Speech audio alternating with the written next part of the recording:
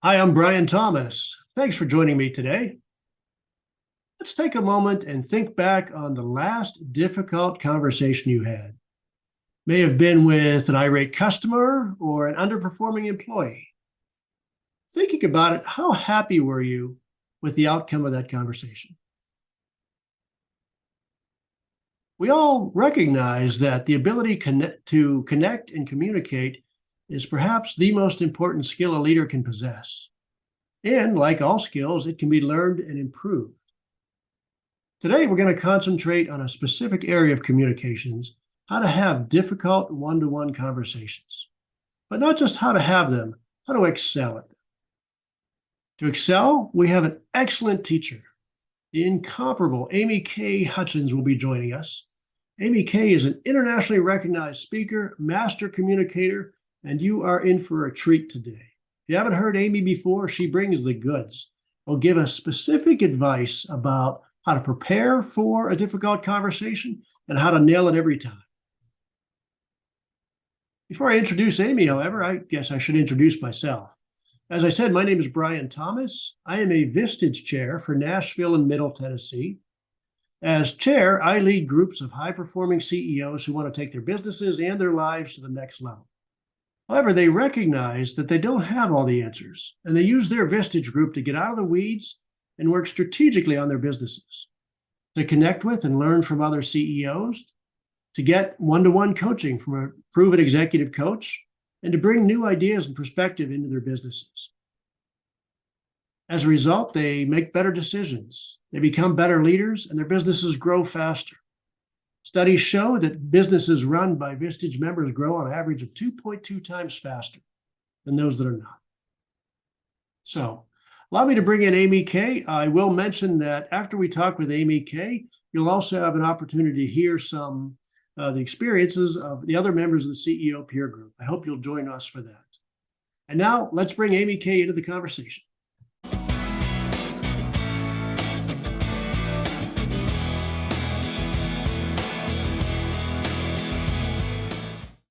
Hi, AmyK. How are you today? I'm fabulous, Brian. Thanks for having me. How are you? I'm doing great. I got to tell you, AmyK, I am super excited to be here today. I love words. I love communicators, and the opportunity to spend time with you today, what a talented communicator you are, just totally energizes me. Oh, I'm that very makes me excited today. feel good. Thanks, Brian. For those of you watching today, you're in for a treat. AmyK is a fantastic communicator. She's an amazing keynote speaker, international award-winning keynote speaker. But you don't have to take my word for it. You could hear from her clients, Home Depot, Walmart, Starbucks, hundreds of other clients, or perhaps you've seen her on Bloomberg, ABC, NBC, many other venues, or perhaps even read some of her content on Entrepreneur Magazine and many other sources. But I'm super excited to be here with AmyK today, and I hope you are too. So what we'll be talking about with AmyK today is how to have difficult conversations. We're going to start out with some general advice and background from AmyK, and then we're going to put her on the hot seat a little bit. We're going to do some role playing and ask her to give us some very specific examples of how she would respond to various situations. So, ready to do this, AmyK? Yeah. No pressure, right? Here we go. I feel like we're playing a game show. Like, here we go. There you go. You ready to play? Well, Amy, let me ask you this question to start, if I may. For the people who are watching this and are looking to get concrete value out of this conversation, what would be useful for them to know about you? About me? Yes. That I've been there and done it and wish I had the tools way earlier in my career. I think that we all have tough conversations, and we all have, a conversation that in hindsight, we're like, oh, I could have played that one better. And so for me, it's just the ownership of, if I take it one conversation at a time as a leader, if I prep for that conversation and I get a more profitable outcome, and profitable can be everything from dollars, energy, time, relationship healed, boundary established, closed deal, fill in the blank, then we're going to move forward more productively, but we're also going to move forward closer to the life that we actually desire. And so that's what fires me up to do what I do. Is it's just getting you more of the life that you want as a leader, both personally and professionally. And we're going to do it one conversation at a time. Well, nice. It fires you up to do it. One of the things I love, Amy K, is when I run into people who have found their true calling, who found what they were put on this earth to do. And I feel like you're one of them. Was there a moment where that realization came to you? I think that I'm blessed in the sense that, Brian, I've always wanted to teach. So when I was little, I had imaginary school students, when you're playing imaginary school when you're 4, 5, and 6. Nice. And then I became an elementary school teacher. And then I became a teacher trainer. And then I became a sales trainer in corporate. And then I became a corporate leader. And then I started my own company. And the beautiful thread that still weaves through this whole path of mine is teaching. And so it's interesting because a lot of people will say to me, and I find it sad, but they'll be like, oh, yeah, I kind of like what I do, but it's just a job. And I'm like, oh, I have a calling. Like, I'm not just big toe in or 2 feet in. I'm like soul committed in because I just love what I do and I see it work. And so I feel like that's just a true blessing. Yeah, it clearly shows. It definitely shows the way you present and the way you teach. I'm excited about it. So Well, thank you. I keep coming back to excited because I was thinking about this before our discussion. I'm excited and I'm energized to have our conversation today. But when I'm having a difficult conversation with someone, I'm not entering that with a mindset of excitement. I'm entering it with a mindset of fear. Can we talk a little bit about Trepidation. the best mindset to approach these conversations and some of the preps you can do? Yeah, I think that one of the things is to remember that even when we're upset, even when we're frustrated or anxious, our goal is going to be to connect with this person. And Yeah. so even if it's what I call tough love, it's still love.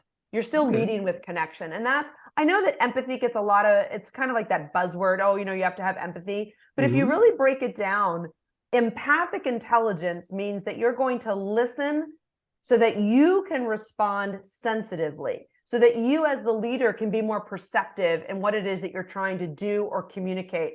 And it kind of like, I always joke, have you ever had that person, Brian, where you're talking to them and you're like, oh, I think I'm beating my head against the wall. Like, this person is just so not self-aware. And so even in those moments, to realize my job isn't to judge. My job isn't to make them feel bad, like to get a clue. It's like what you want to do is you want to lean into connect and say, okay, how can I make this person feel more seen, heard, and understood so that I can get a long-term behavioral change? Okay. Well, thank you for that. Um, what I was thinking as you said that about you said the purpose is to connect, but oftentimes as a CEO or business owner, whatever role you're in, if you're dealing with the difficult employees, perhaps made a mistake, cost tens of thousands of dollars or even more. There's a strong need. I feel like not only I want to connect, of course, but I really want to get my message through. I really want to make sure that this person understands what I'm telling them. How do I how do I balance the need to connect with the desire to make sure my message gets through, but not beat them down? So there's a great magical phrase called "How might we?"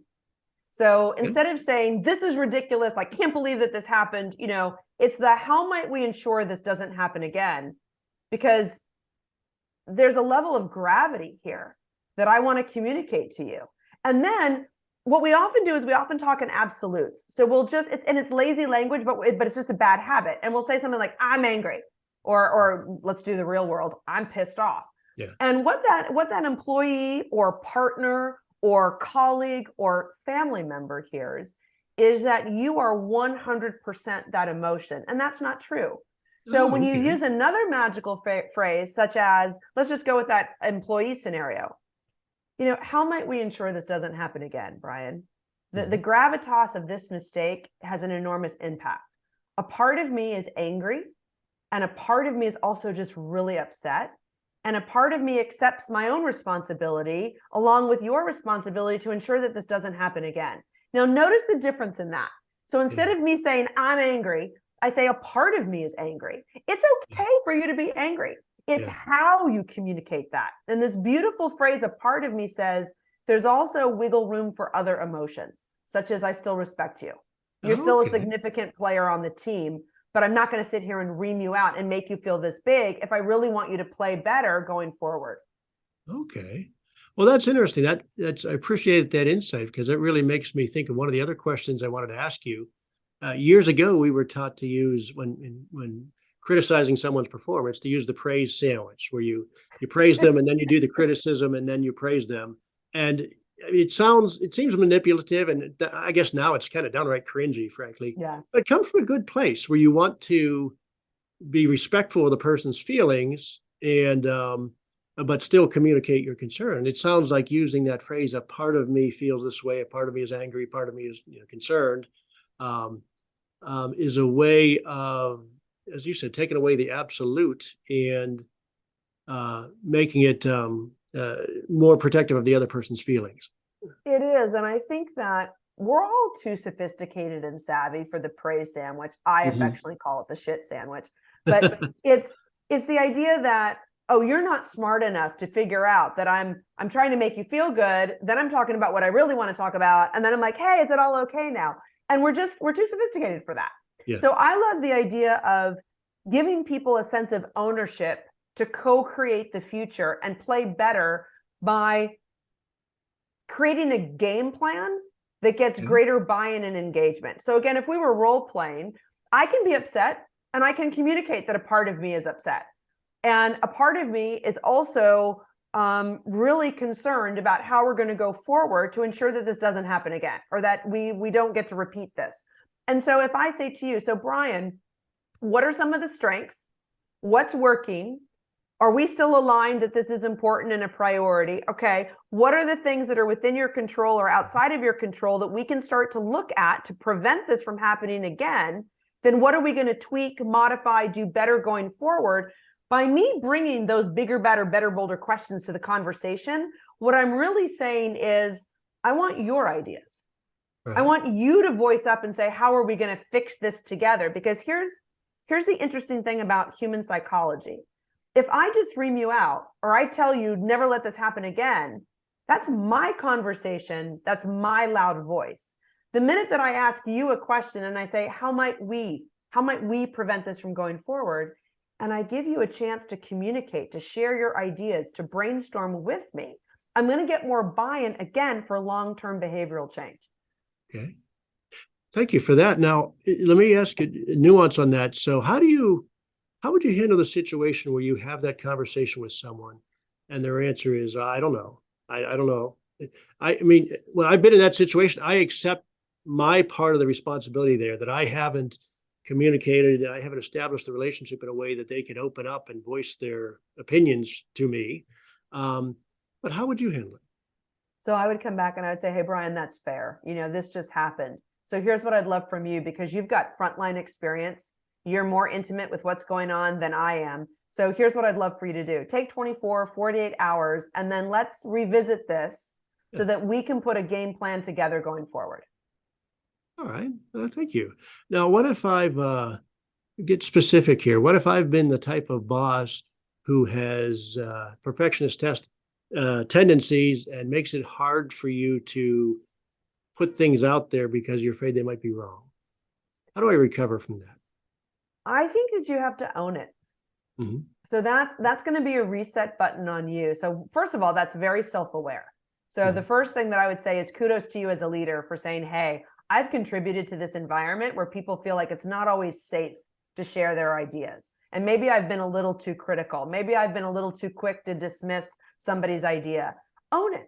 So to me, that's empathic intelligence at play again, to say, all right, I'm sensitive and perceptive enough to realize that John Doe does not feel safe sharing because maybe I poo-pooed John Doe's ideas one too many times. Own it. And say, I'm going to own that I have a history of being critical. And I realize that hasn't always been an invitation for you to share freely. I'm owning that. I'd like to hit the reset button. I would love to hear your ideas because I sincerely believe that you've got more frontline experience with this and we've got to co-create this together. Own it. I love it. Yeah. Yeah. And that's hard for some leaders to do, but it's fascinating to me how a little bit of vulnerability, not inappropriate, like this is not red couch therapy time, but this is just a little bit of vulnerability to say, hey, I want to hit the reset, or this is on me. It just allows that other person to be like, oh, all right, he's not unaware or she's not unaware that they've contributed to this dynamic. I love that, owning it, and the way you phrase that really makes it a safe space for the people to speak up. I It's a built my start. It's a career in, solid start. yeah, I built my career in manufacturing, and I have, the people on the manufacturing line making the product knew way more about how to optimize production and produce quality product than I ever would. And the challenge was getting them to voice their opinions and contribute ideas to how we could change things. Yeah. Well, Brian, and I'm not blowing smoke at you. That's an example of what I call maturational security. That you realize that when you get into the leadership position, you're not going to know it all, that you can't possibly know it all. But if you go back to Socrates, Socrates is famous for saying, "What am I missing?" As like this most self-aware, evolved leader, what am I missing? Well, I'm missing your frontline perspective, and I'm missing so-and-so's expertise, and I'm missing that perspective. And so it doesn't mean that you're not brilliant in your own right. It's just that maturational maturity to say, and I don't have it all figured out. Yeah. Nice. Ready for a little role play? Sure, let's go. Do it. I feel like round 2. Here we go.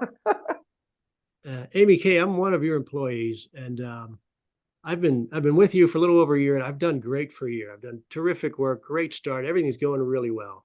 The last couple months, I've been struggling. I've made some mistakes, made some customers unhappy. I guess the details don't really matter. But last couple months, I've been struggling. What do? Do you counsel me? Do you put me on a performance improvement plan? What do you do? Give me specifically, if you could, what would you say to me? Well, the first thing I'm like, let's have a conversation before we go pit, right? Mm-hmm. So many times we're like, oh, I'm putting this person on a plan. It's like, okay, let's just take a deep breath and back up for a second. If this is a person that has a history of high performance and delivering, then I think that you owe it to go to that person and say that and lead with that and say, hey, and let's just role play again. Hey, Brian, one of the things that I've noticed is that after this legacy of showing up and over delivering and having sort of excellence as your mantra, I've noticed that you've had a couple hiccups the last couple months. And then here's what I would ask. This is my magical phrase.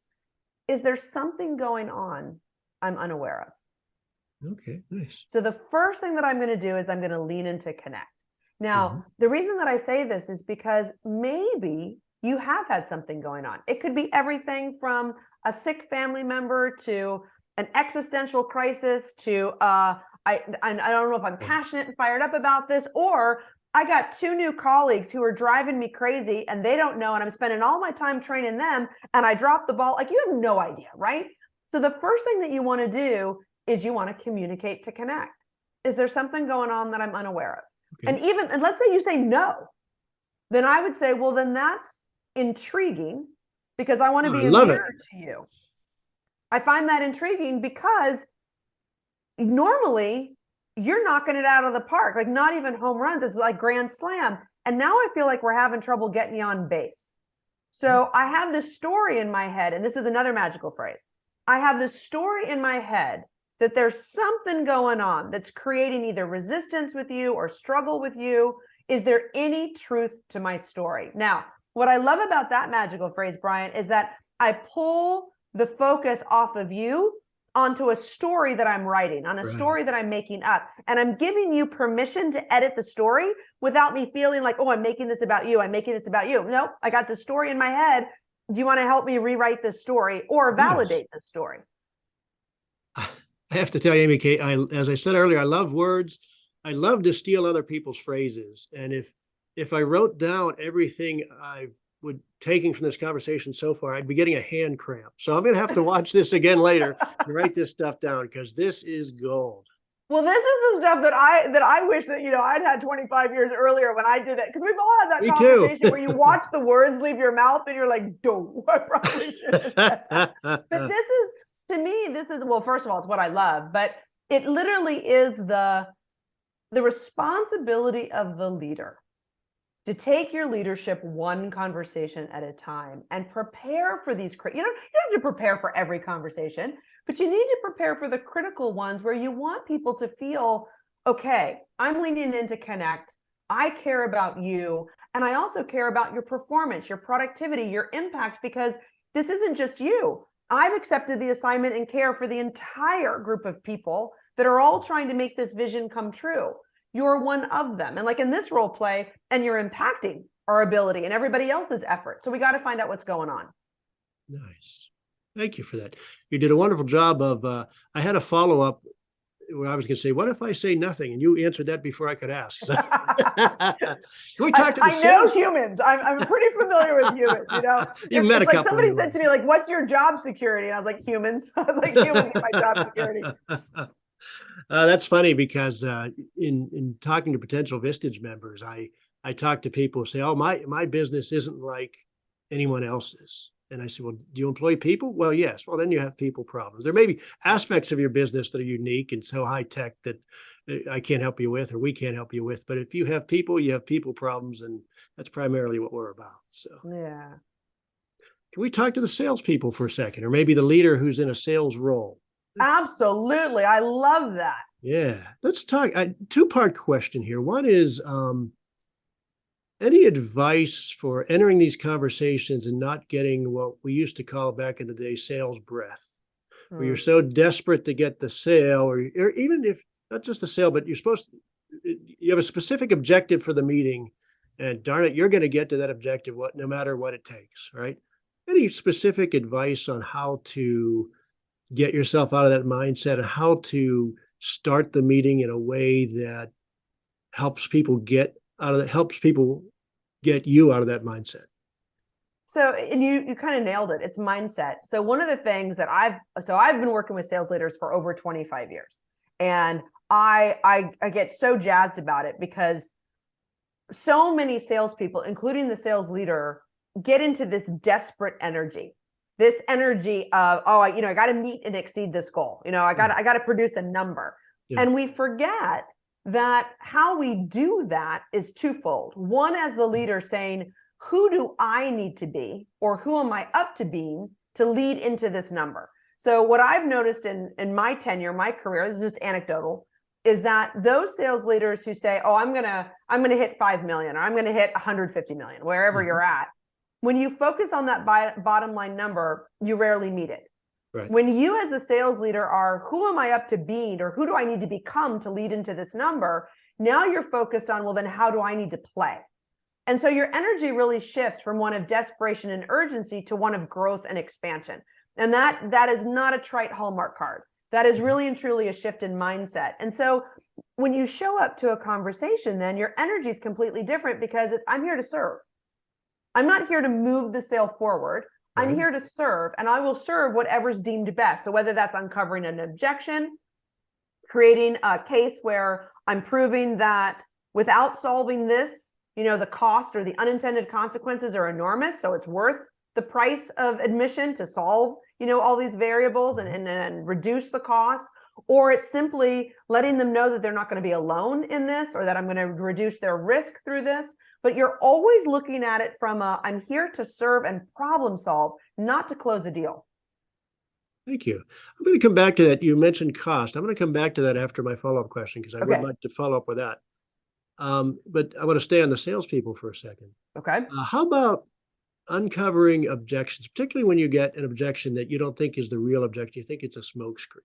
Yeah. And I again, for sales, I take ownership for that. I haven't connected with you in such a way, or perhaps you don't trust me, or for some reason you're not telling me what's really on your mind. That's my fault, not yours. But I'd still like to find out what really is on your mind. So how do Okay. I get past those smoke screens? So I'm very direct in sales. Mhm. So when it comes to, and this is just my style, people who are listening, who are watching this, you're going to find your own tone and tenor. But I'm very direct, and I'll say something like, let's just say, Brian, you've just said, XYZ is an issue, and so I'll say, all right. So if I hear you correctly, if we were to solve X, there's nothing else preventing you from moving forward. So if we can find resolution with X, like, you're ready to go. Mhm. And usually some people be like, well, I don't know. Yeah. Like, Okay. so, Yep. they're kind of like, well, there's also Y and Z. And then I'm like, so there are more considerations to go. But what I love about this is because it literally gives you kind of like a litmus test to say, how close are we to the finish line or not? Right. Right. And so the other thing that I think is important to go back to is to find out if there are any other decision makers. And so I'll just simply say, is there anybody else whose voice is going to matter, or whose voice is going to want to weigh in on this? Or is Mhm. it important for us to include anybody else so we get their buy-in and engagement early on? Right. And so those are two ways of just kind of you being super direct, but not 2x4 direct, and kind of uncovering what else is going on. Yeah. I love that. One of the things I like about that is I was taught earlier in my career, if someone gives you an objection that you think is a smokescreen, address it directly and say something along the lines of, well, you know, AmyK, you told me that time is of your concern, but I'm sensing there may be something else behind that. And and that's okay, but you're also kind of saying, I think you're lying to me, which Well, is it's that's a also, sensitive line to walk, right? it But is, the but I way think a you lot of phrase times, it, if we can resolve that, yeah, one of the other issues, there's no implication there that the person was dishonest. yeah. And I think that sometimes people aren't dishonest. They don't fully understand their own resistance. Mhm. And so that's kind of again a more maybe magnanimous way of looking at it, is that sometimes I'm not even sure myself. Yeah. Okay, so if the roles were reversed and I'm talking to you and you're selling me something, which is really you're helping me solve a problem. Right. But if I'm in that, sometimes I don't know why I'm resistant, because oftentimes it's money. Well, let's say you gave me a pretty good deal, but Right. I'm still not ready to sign. Then sometimes just asking that question, hey, AmyK, I'm sensing resistance. Is Yeah. there any truth to that? Like, am I hearing you? Like, is that right? And you might even be like, oh, maybe, I don't know. And it's like, okay, well, there's nothing wrong with that. Let's explore that for a second. Right. What else is and this is a great magical phrase too. What else is causing you to hesitate? Okay. Yeah, I like it. Or what else is contributing to your hesitation? Yes. And then that gives them a chance to really think and say, oh, I'm not sure like Doug Smith or Sally Smith is going to like the way that we're approaching this. Oh, so there's somebody else. And then you realize they're not lying so much as they're trying to unwrap it themselves. Nice. Again, I'd wear out my hand if I wrote all this stuff down. This is This fantastic. is fun. I'm like, this I'm going again, to this send you the jazz is, I doctor's can do bill this for all my day. carpal tunnel. Okay. I mentioned cost. I wanted to revisit. I probably should have discussed this in the beginning, but with these difficult conversations, whether they're employees or vendors or customers, we're afraid of the outcome. We postpone them, we delay them, and there's a cost to that. Talk a little bit about that, if you will. How long do these things get delayed? What is the cost? Do you have any numbers around these things? Well, there's always the cost of not solving a problem. And Mhm. that's always going to have its own unique spreadsheet. But Mhm. let's talk about the fact of, if we step back a little bit, let's just talk about the cost of not having a tough conversation. So on average, most executives will avoid a conversation anywhere from 6 months to 2 years. 2 years. Wow. Yeah, isn't that I mean, a 6 months staggering? seems like a long time to me. Yeah. And here's what's crazy. That's on average, Brian, which means that somebody's avoiding that conversation for more than 2 years. And yet, in fact, and here's the thing that I hear a lot in my Vistage meetings. Somebody will say, "Yeah, I finally fired her, or I finally fired him, and they've been with me for 5 years, and I saw it in the first 90 days." Okay. Well, I think we can all relate to that scenario. Like when we finally take action, we saw it a long time ago. But here's the thing that I always share with an executive. That's just the financial cost.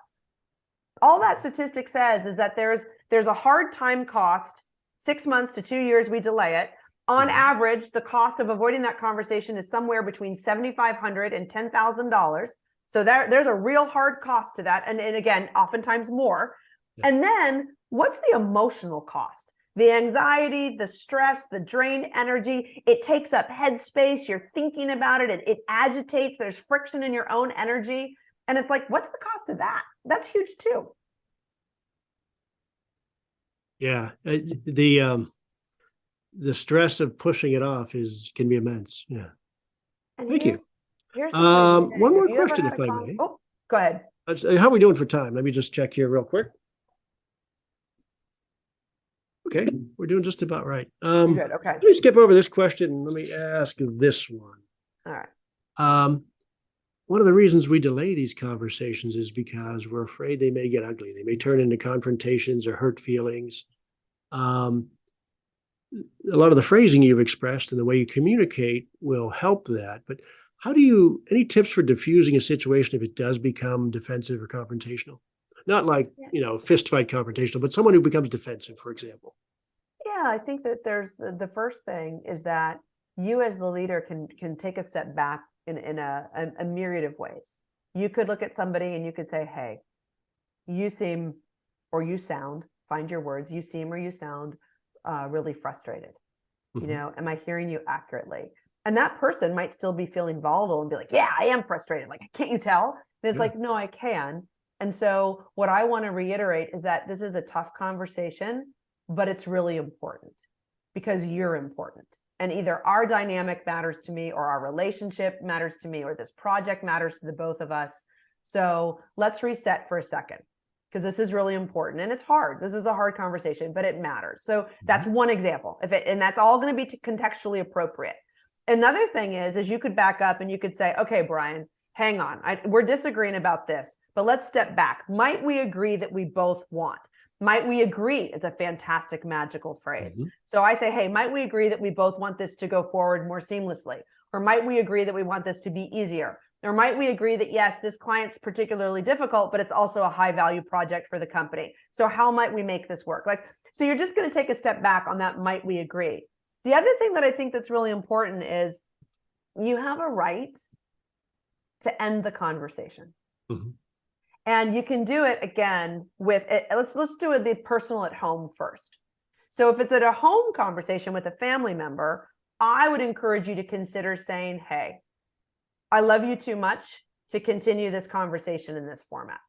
So we're going to take a deep breath and we're going to continue this later when we can be civil and we can be respectful and we can be loving. So find your word. If it's in the corporate space, I would say, hey, our relationship matters too much to continue with this tenor.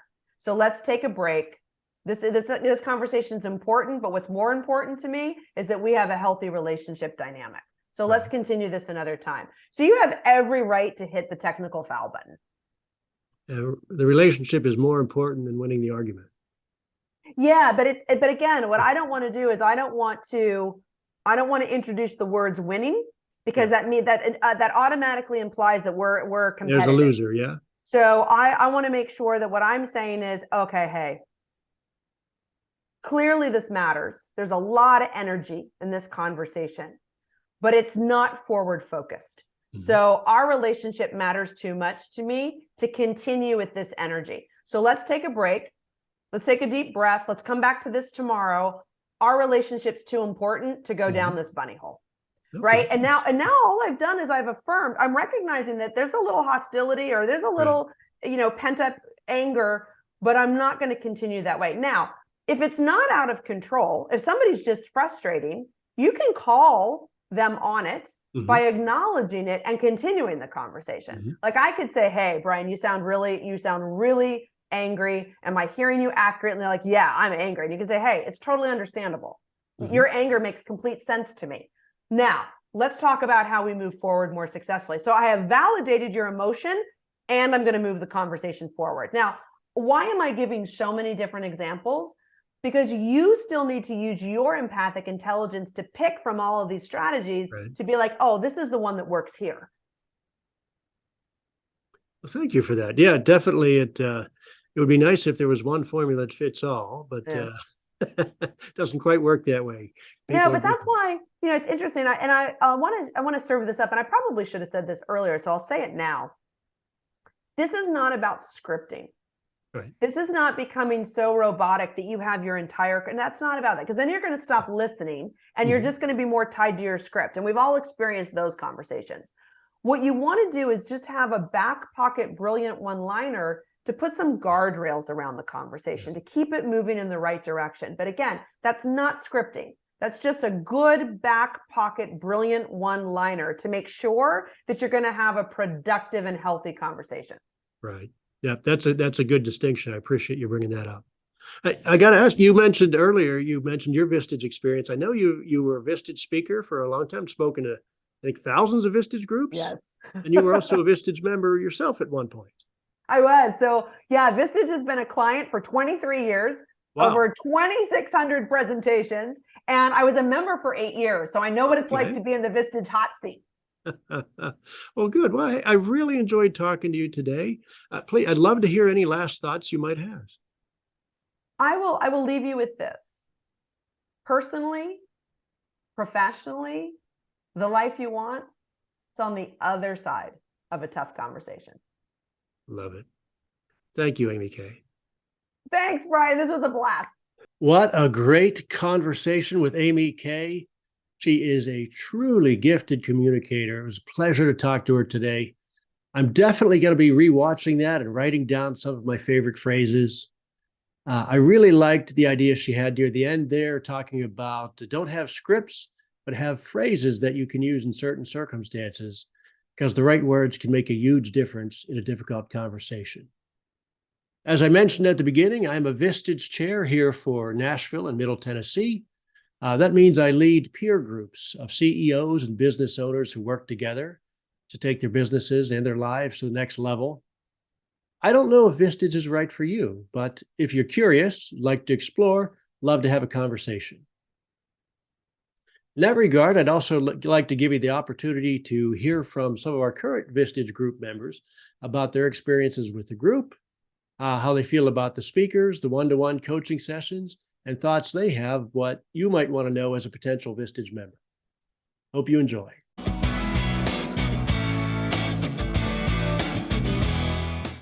My name is Scott Eversole. I'm the president and CEO of Ecom Seating, and we produce chairs for the research industry and industry. My name is John Hanna.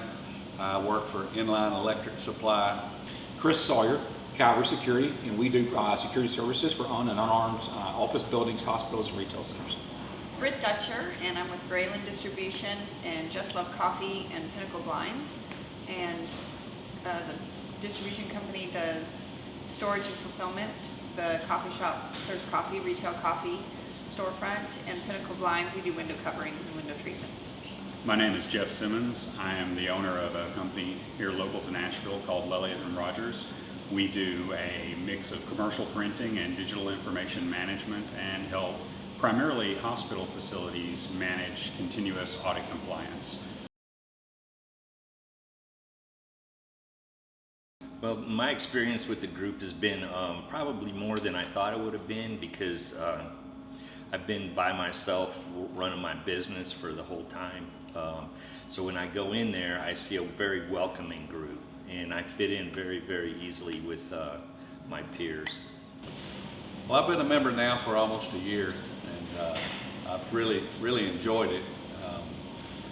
You know, I don't always get tons of information out of the meeting every week, but I get a nugget here or there almost every time that I say to myself, why did I not think of that from some of the other members? So being able to talk to other members and knowing that it's between me and them, and that I can have somebody that I can talk to on my level and trust that they've been through it, it's really worth it. Let's see, so we've been in the group now for a year, and actually it's one of the things that Brian did I really enjoyed was kind of suggesting that we each have a lunch with the group outside the meetings. So we've gotten to where we're actually having luncheons, we're playing golf with the guys. This has become a group where I've gotten very close to and actually enjoy spending time with the guys. So when you come to the meetings, you're catching up on family and how things are going in their life and business. And it's just been enjoyable to get to know the guys outside of the actual classroom where we have. I've been in the group for about 6 months now, and the meetings are a good way for me to get together with other CEOs. I rarely have the opportunity to meet other CEOs because I'm always at work, and this is a great opportunity to be around people that I would normally not come into contact with otherwise. Well, this is my first year with the group, so I'm still feeling out where I get the most value. My experience with the meetings has been great, though. There's a good mix of participants, a good mix of speakers. I think Brian does a great job managing the dialogue between everyone. It's overall favorable. The speakers have been great. They're engaging, they keep your attention, they move fast, so you don't find times where there's downtime between points they're making. So they just run really smooth, and they're very educational from health standpoint to actually business standpoints as well. The speakers are fantastic as far as I'm concerned. Dan Miller talked about health and surrounding yourself by people, good people. I really enjoyed his. A couple of those speakers we had, one about accountability in your business, and then we had a coach speak about culture. I'm big on culture in my business, and I really think that I've really enjoyed them. I think I got a lot out of it. Speakers are really good. Brian's done a great job, and Vistage has done a great job qualifying the speakers. It ranges between self-awareness to self-help to economic growth, HR, so I've really been able to pick up a lot of additional information I would not have gotten on my own or just in generic research. The speakers are fantastic. They run the gamut from financial to self-help, motivation, health. So it's nice every day we get a different, or every meeting we have a different type of speaker. And Brian looks to the group for input on what topics we would like to hear speakers present on. So we have a pretty varied range of topics that are covered. The speakers have all been engaging, and you can tell that they're very practiced in what they do. The interesting thing that I've seen, or that I've discovered with the speakers for myself, is the concepts that they're presenting aren't necessarily, new or groundbreaking, but they force you to think about it in ways that you haven't thought about it before. And we're all really busy, so having some of those concepts front of mind is a very good refresher and helps you to remember to apply those in your day-to-day activities. The one-to-ones are really good. I get to actually have one-on-one time to ask questions of people that are actually very knowledgeable and have a bright and fresh outlook on some of the problems that I'm maybe facing at that time. Yeah, I enjoy the one-to-ones. It's kind of almost like having a therapist in your business. He sits down, you close your office door, and he asks you, what kind of problems you're having, and you talk your way through them, and most of the times you know the answer. He just kind of brings them out of you. I think that the one-to-ones are one of my favorite parts. One-to-ones are great. Brian does a wonderful job of digging deep.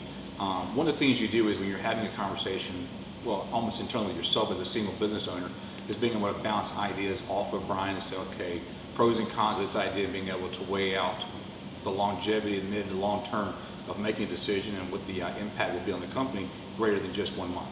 One-to-ones are great. It's your chance to talk about anything specific you have going on that maybe you either don't want to share with the group or you want to do a little bit of a deeper dive into. Well, I actually just had a one-to-one session this past week, and I reflected in that discussion that it's a lot like seeing a therapist. I can sort of sit there and vent about everything that's going on in my life and business at the time and the different problems that I'm trying to work my way through, and use Brian as a sounding board to determine if the track that I'm on, meets the sniff test.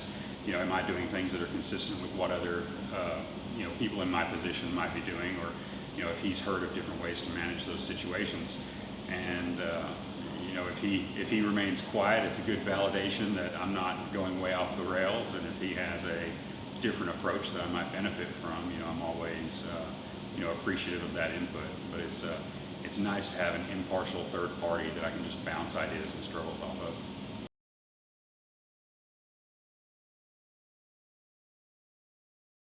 Well, what has happened with me based on COVID, I was really understaffed.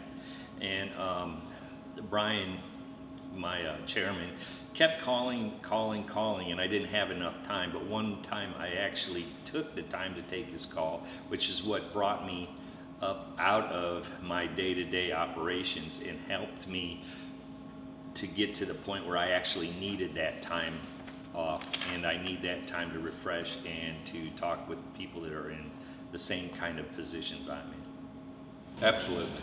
It's absolutely worth it. And that was my biggest issue with it.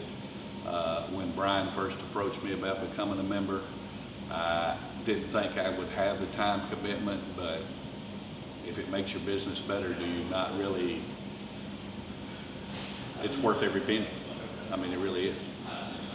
Time commitment is very valid. When you first start doing this as a business owner, you're being pulled in multiple directions. But the more time you spend with a group, the more time you get invested, you actually realize that being able to have conversations with people who are having the same problems, the same challenges, actually helps you understand a new direction you may not have thought of before. So within 4 to 5 months into this, I have guaranteed that the time is well spent because you're seeing and understanding things in a point of view you would not have seen before. It's definitely worth the time. It's 1 day a month, and it reminds you how important it is to do this work as a CEO instead of spending all our time on the day-to-day. So even though sometimes I anticipate the problems I'm going to have if I'm not at work for the day, I realize how important the day is.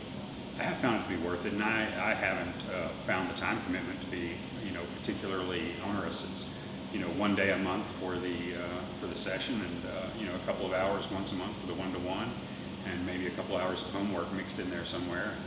I can skip some activities to make room for that.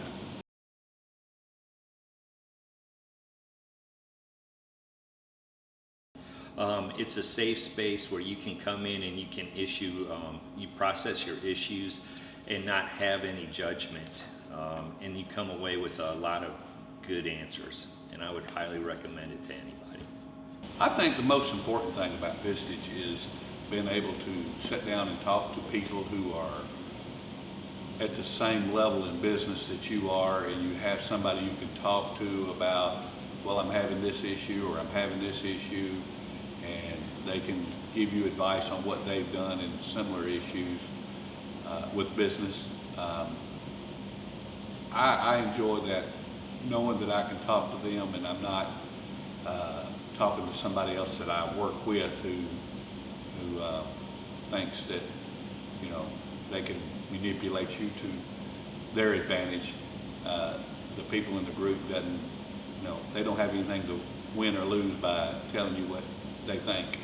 That you're not alone. That sometimes as a business owner, you're in your 3-foot world, and it's difficult to have conversations with other business owners who it turns out are going through the same challenges and the same problems. So being able to have a group like this allows you to experience and understand that people are having the exact same concerns, same fears, growth concerns, HR concerns, and it's nice to be able to have a group that you can intimately talk about these things and figure out what to do, and that requires time on your part. That you've got to slow down to speed up, and this is a great opportunity to be with other people that also have been through the same things you've been through or are going through it currently, and to see other people in different stages of business. Everyone has their own values, and they prioritize different parts of their life differently. I would say that the most important thing would be to give it a try and see if it works for you, see if you mesh well with the group and if you're receiving value. I wouldn't go so far as to say that it's the right move for everyone, but there's very little harm in trying it out and seeing if you receive benefit. No, I would suggest anybody at least give it a try, because that's what I did. I tried, and I thought, yeah, this is worth every minute of my time.